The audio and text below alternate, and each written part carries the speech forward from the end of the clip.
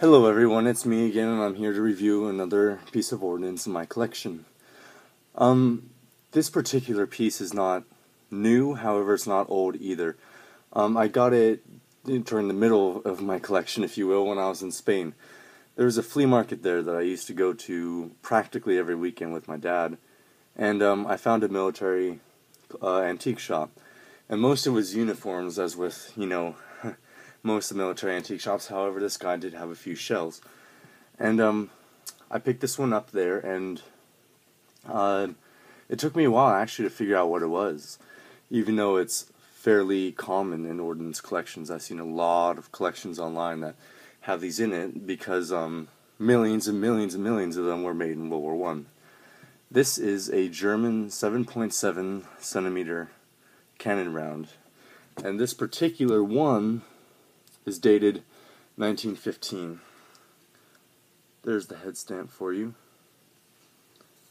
It was made in Magdeburg, Germany, and it actually took me a little while to figure out what it was, because generally almost all these shells have a more distinguished neck, a crimp, and a fixed primer. However, this has a screw-in primer, as you can see, and it has no crimp on the neck. So visually I wasn't exactly sure. However, I measured the dimensions, which are 77 millimeters by 230 millimeters rimmed, and I found out quite easily that this was in fact a 7.7 centimeter. This was used in the German field gun 96, and I'm not going to try and say it in German because I know my pronunciation will be way off.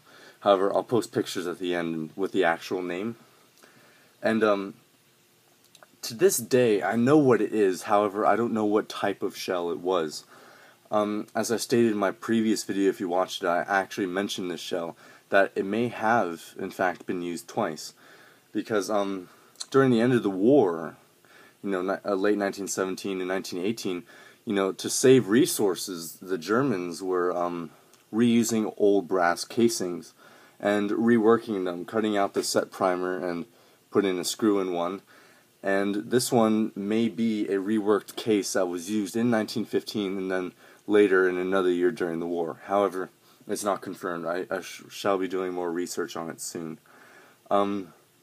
This round is, like I said, very popular in collections, and I just thought I would review it because I know something about it, and it's very common. And if any of you are trying to start up a collection, you can use this as a reference, and right away what it is, and you can try and find out where yours was manufactured. These old casings always fascinate me because on the head stamp, not only does it tell you when it was made, but it has like the Prussian seal of approval. It tells you what factory it was made in, what street on that factory it was made in. And the funny thing is I actually bought a German shell, this shell in Spain, and I bought another German World War I shell in France. And I found out not only were those two shells made in the same factory, but on the same street. I just managed to get them in two different countries, and they're manufactured a year apart. So that's pretty interesting. This is a relatively small shell in comparison to other World War I and pre-World War I era field guns. The British, American, and French field gun rounds, or most common field guns, all had casings that, or had around the same neck diameter, however, were taller. For example, I can show you here. This is a French field gun round casing. It won't even fit in the camera screen. So, is one of the smaller, there you go, one of the smaller of the early field gun rounds, but nonetheless effective for the purpose that they were employing it for. So I'll review this shell later as well. And yeah, that's pretty much it. This is very common and very famous, very well known. I'll post an update if I can figure out what kind of projectile it fired, or if it was a reworked shell. Just to give you a size idea, I mean, here's my hand. It really isn't that thick, and it really isn't that long.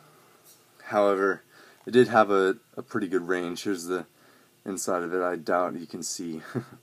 But here's the head stamp and the rim overall size. Well, I hope you learned something today. Stay tuned. Eventually, my next video should be on modern day American rounds, and that will be a little bit longer of a video. But eventually, I'll go over all these things. So I hope you learned something, and I'll see you guys next time. Thanks for watching.